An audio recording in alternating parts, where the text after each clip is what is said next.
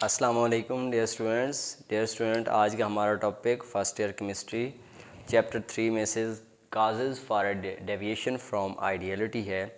Student, ये वाला topic exam point of view से इम्पॉर्टेंट है और कंसेप्ट पॉइंट ऑफ व्यू से भी बहुत ही संजीदा किस्म का टॉपिक है, तो लिहाजा इसको बहुत अच्छे तरीके से और तवज्जो से समझना होगा। स्टूडेंट, इससे प्रीवियस जो क्लास थी उसके अंदर non ideal behaviour of gases को डिस्कस किया गया है।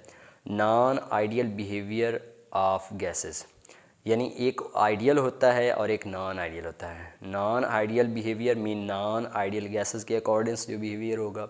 नॉन आइडियल गैसेस को हम रियल गैसेस के तौर पे भी जानते हैं और आइडियल गैसेस के बारे में आप जहन में एक बात बिठा लीजिए कि आइडियल गैसेस सिर्फ कहने की हद तक एक गैस है, एक परसेप्टेड गैस है, कोई एक फ़र्ज़ की गई गैस है, जबकि जो एक्चुअल गैस होती है या जिसको हम बोलते हैं रियल गैस जो होती है, जिससे हमें वास्ता पड़ता है, वो रियल गैस होती है। अब आइडियल गैस के हवाले से ये बात है कि कोई भी गैस मिसाली किस्म की गैस उस वक्त होगी जब उस गैस के ऊपर जो है वो प्रेशर जितना भी हो उसके दरमियान एम्प्टी स्पेसेस बहुत ज़्यादा हद तक हों, मालिक्यूल्स एक दूसरे से काफ़ी दूर मौजूद हों, और दूसरी बात है कि उन मालिक्यूल्स के दरमियान अट्रैक्शन ना हो, मालिक्यूल्स किसी किस्म की कोई force of attraction between themselves ना रखते हों, तो वो आइडियल किस्म का फिनोमिना है और वो गैस जो है वो आइडियल गैस होगी। लेकिन ऐसा हर सूरत में नहीं है, गैसेस कभी भी इस किस्म की नेचर शो नहीं करती, जबकि आइडियल के बारे में डिफरेंट किस्म के कंसेप्ट्स हैं। यानी स्टार्ट से लेके हमने जो है वो जो गैस लाज डिफरेंट किस्म के स्टडी किए हैं और फिर हमने गैस लाज को समझते हुए काइनेटिक मॉलिक्यूलर थ्योरी डिराइव की है। डिफरेंट साइंटिस्ट की उसमें वर्किंग इन्वॉल्व है। काइनेटिक मॉलिक्यूलर थ्योरी एक्चुअली तौर पे गैस के आइडियल कंसेप्ट को टच करती है और उसके अंदर दो पास्टुलेट्स हैं।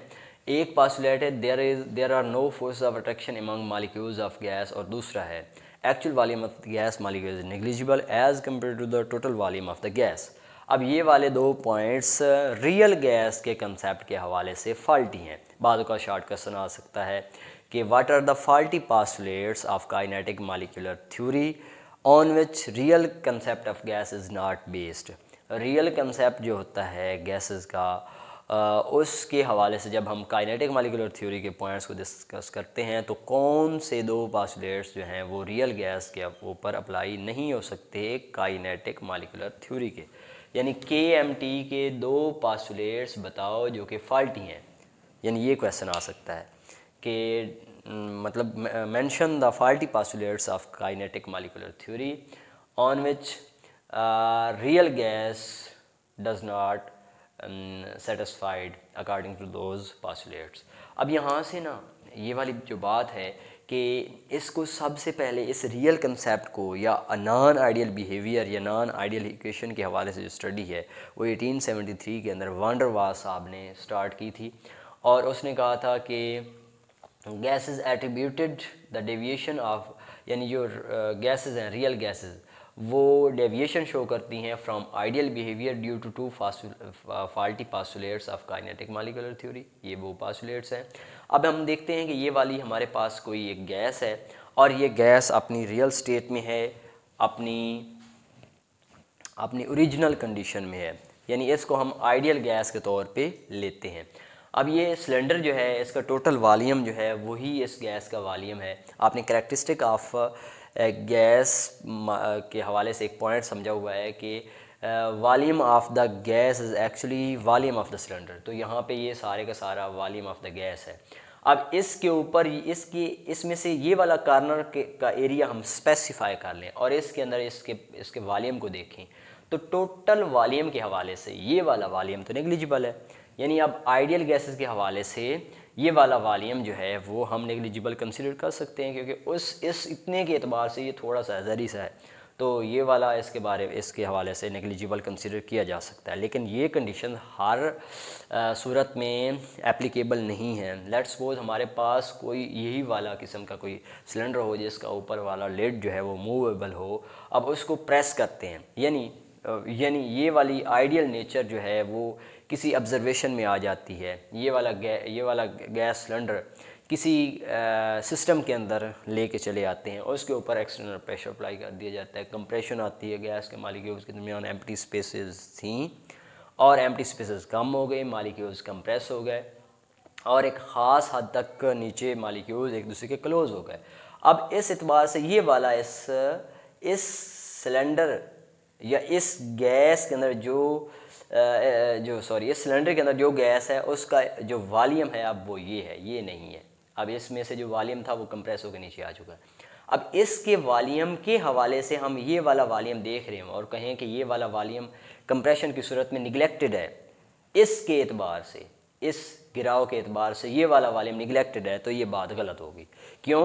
क्योंकि ये वाला वॉल्यूम कुछ न कुछ अमाउंट में है, इस एतबार से है, तो इसका कुछ न कुछ हिस्सा ये वाला इसमें मौजूद है, लिहाजा इसको निगलेक्टेड कंसीडर नहीं कर सकते। इस सूरत में ये वॉल्यूम जो है वो आइडियल गैस का वॉल्यूम नहीं कहलाएगा, ये वाला वॉल्यूम जो है वो रियल गैस के अकॉर्डिंग्स है।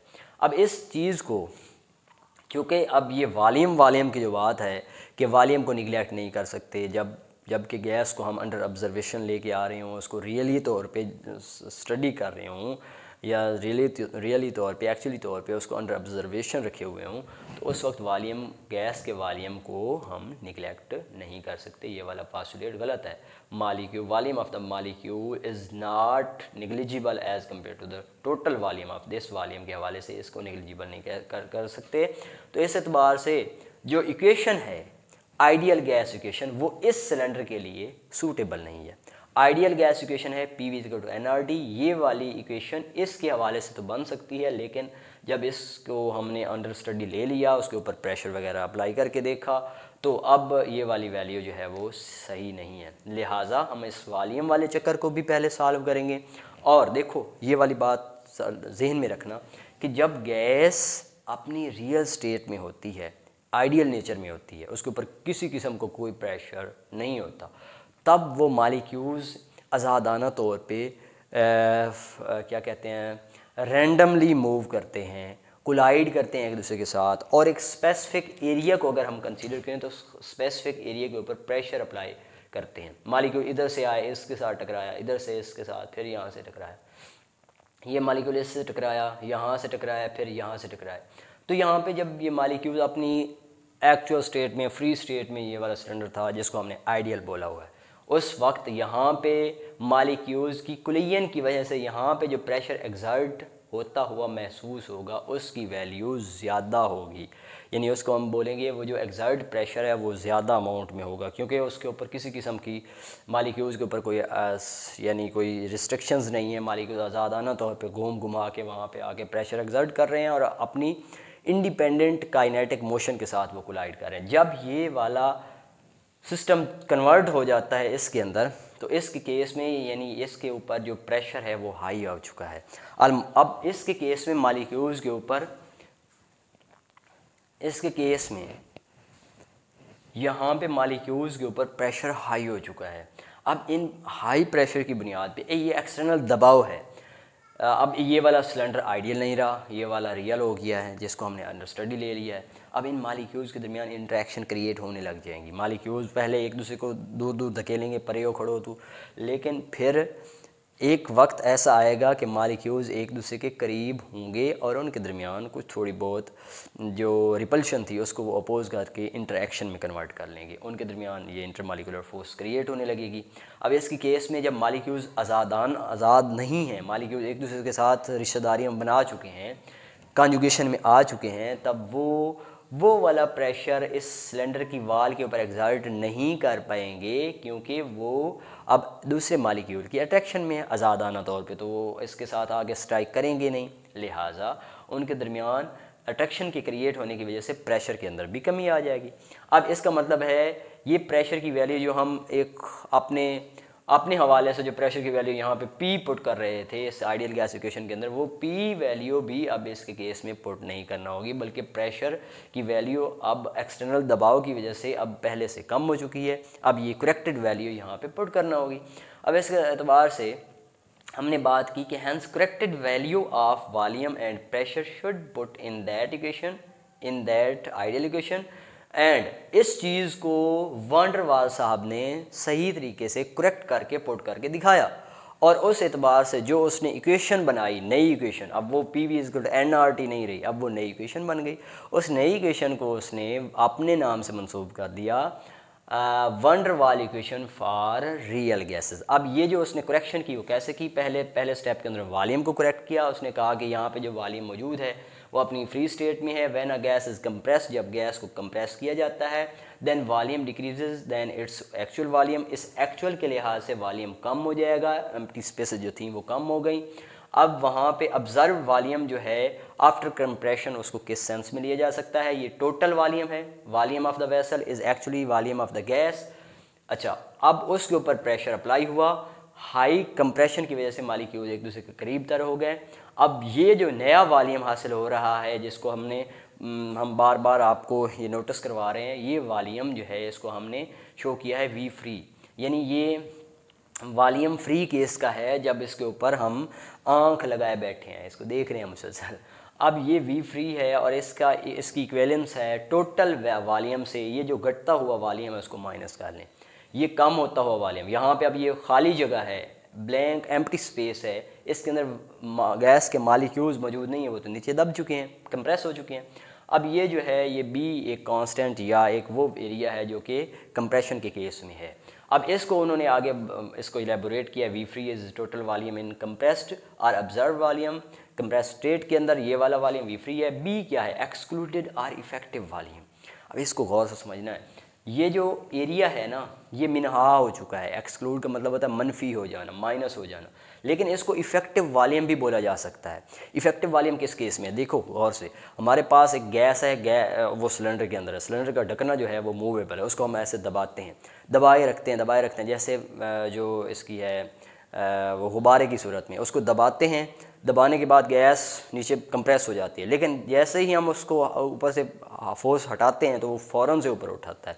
इसकी मिसाल मैं एक और हवाले से भी आपको मिसाल समझा सकता हूँ। ये हमारे पास एक सिरिंज है, इस सिरिंज के अंदर ये मैंने इसकी नलकी को पीछे खींचा तो ये खींचा, इस एरिया में गैस भर गई।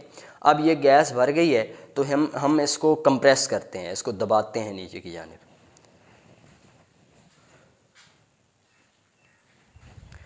अच्छा, इसको दबाया जाता है, दबाने के बाद ये कुछ देर के लिए ये जो गैस है ये उस कंप्रेशन को, दबाव को एक्सेप्ट करेगी, इफ़ेक्ट को एक्सेप्ट करेगी, कंप्रेशन इफ़ेक्ट को। लेकिन एक वक्त आएगा जब ये इसके दबते हुए इफ़ेक्ट को ये एक्सेप्ट नहीं कर पाएगी, और यानी क्या होगा कि वहाँ से जो है उसका इफ़ेक्ट है वो उसको वो निगलेक्ट करने की कंडीशन में आएगी। यहाँ पे ये है, अब ये इसका इफ़ेक्ट है, यानी ऐसे मैं दबाता हूँ ये फ़ौरन से ऊपर उठाएगी, नलकी पीछे की जानिब हट आएगी। यानी इसके केस में, यानी इसको कैसे हम समझ सकते हैं, ये सही तरीके से दब नहीं रहा तो ऐसे करके दबाते हैं ना, तो ये फ़ौरन से ऊपर से फोर्स हटाते हैं, तो फोर्स के हटने से यानी ये गैस जो है वो सही तरीके से हमें विजिबल नहीं होगी। यहाँ पे ये हमने दबाया और जैसे ही फोर्स हटाई तो ये पीछे की जानिब हट आई, यानी ये इफ़ेक्टिव एरिया है। यानी यहाँ तक तो दबाया प्रेशर की वजह से उसको, यानी वो कंप्रेस हुआ वो वाला एरिया, लेकिन जैसे हमने फोर्स हटाई तो ये पीछे की जानिब ऊपर की जानिब उठ आई, यानी वो जो मॉलिक्यूल्स भरे हुए थे उसके अंदर एरिया में, तो वो उसने कंप्रेशन के इफ़ेक्ट को निगलेक्ट किया, वापसी की जानिब। ये वाला इफ़ेक्टिव एरिया है, इफ़ेक्टिव वॉल्यूम है, और इसको हम बी के साथ ज़ाहिर करते हैं। बी जो है वो डायरेक्टली रिलेटेड है volume or size of the molecule, gas molecule. जैसे जैसे ये वाला एरिया उतना ज़्यादा होगा जितना गैस के मॉलिक्यूल का साइज़ बड़ा होगा, यानी बड़ा होगा तो नीचे जो है वो यानी वो कंप्रेस होके ज़्यादा एरिया, यहाँ पे गैस का सिलेंडर का वॉल्यूम जो है वो ज़्यादा होगा, और एक्सक्लूडेड वॉल्यूम और इफेक्टिव वॉल्यूम की अमाउंट भी ज़्यादा होगी। यानी this B fact is directly related with size of gas molecules, यानी गैस मॉलिक्यूल्स के साइज़ पे डिपेंड करता है, बी रिलेटेड विद। अच्छा, अब इसके बाद यानी अब हमने क्या करना है, अगर हम इसको देखें कि वी फ्री जो ये वाले वॉल्यूम है, अब इसको हमने पुट करना होगा, इस वॉल्यूम की value v is equal to ये वाली वॉल्यूम की वैल्यू इधर पुट करने लगेंगे तो वो वी नहीं पुट करेंगे बल्कि वी माइनस बी पुट करेंगे, यानी ये जो एक्सक्लूडेड है वो उसमें से माइनस कर लेंगे। ये एरिया टोटल है, टोटल एरिया। अब इसमें से ये एरिया माइनस कर देंगे, ये निकल आएगा ना, यानी ये वाला एरिया बाकी, ये वाला एरिया बाकी बच जाएगा। तो वी जो है वी वैसल में से, वी वैसल टोटल है उसमें से ये मिनहा हो गया, बाकी जो बचा वो ये वाला एरिया बचा और इसी की वैल्यू इसके अंदर पुट करना होगी। तो V, अब हम अगर कहें कि n नंबर ऑफ मोल्स हैं तो V is equal to V vessel minus N B, ये वैल्यू हमने वॉल्यूम की इसके अंदर पुट करेंगे। इसके बाद आगे है प्रेशर करेक्शन। ये जो वंडर वाल्स साइंसिस था इसने प्रेशर की करेक्शन कैसे की थी? प्रेशर की करेक्शन करने के लिए इसने कहा था कि when a gas is observed eight external pressure, जब हम गैस को एक्सटर्नल प्रेशर के ऊपर ऑब्जर्व कर रहे होंगे तो गैस के मालिक्यूल्स एक दूसरे के करीब आएंगे। क्यों करीब आएंगे? क्योंकि उन गैस मालिक्यूल्स ने उन कंप्रेशन के इफ़ेक्ट को एक्सेप्ट करेंगे, मालिक्यूल्स एक दूसरे के क्लोज आ जाएंगे। अब मालिक्यूल जब एक दूसरे के क्लोज आएंगे तो उनके दरमियान पहले थोड़ी अपोजिशन होगी, फिर अपोजिशन के बाद फिर दोस्ती वगैरह पैदा होने से अट्रैक्शन प्रोड्यूस हो जाएगी। अट्रैक्शन की वजह से मालिक्यूल्स आज़ादाना तौर पे जैसे पहले अपने फ्री स्टेट में जैसे मर्ज़ी से इधर उधर मूव करके प्रेशर एक्सर्ट कर रहे थे, अब वो वाला प्रेशर गैस के मालिक्यूल एक्सर्ट नहीं कर पाएंगे। अब उनके दरमियान इंट्रैक्शन फोर्सेस क्रिएट हो जाएंगी। उन फोर्सेस की वजह से वो आज़ादाना तौर पे यहाँ इस वाले एरिया से ना तो वो सही तरीके से यानी स्ट्राइक कर पाएंगे एक आज़ादाना तौर पे, और ना ही यहाँ पे प्रेशर यानी वो प्रेशर की अमाउंट ज़्यादा होगी। किस वजह से ज़्यादा नहीं होगी? क्योंकि उन मालिक्यूल्स ने एक दूसरे को घेर लिया, एक दूसरे से यानी अट्रैक्शन क्रिएट कर ली है।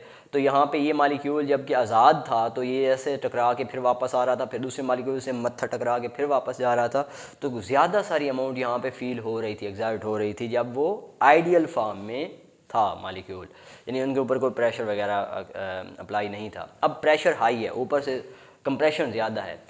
प्रेशर कंप्रेशन की बात है, मालिक्यूल एक दूसरे के करीब आ जाते हैं, उनके दरमियान अट्रैक्शन प्रोड्यूस हो जाती हैं। अब मालिक्यूल्स फ्रीली टू मूव है नहीं कि वो इस दीवार के साथ आज़ादाना तौर पे जाके स्ट्राइक करें और वहाँ से जो है वो उसके ऊपर प्रेशर एक्सर्ट करें। देखो ये मालिक्यूल ना तो फोर्सफुली इस एरिया पे जाके स्ट्राइक करेगा ये मालिक्यूल ए, और ना ही वहाँ पे प्रेशर की अमाउंट ज़्यादा होगी।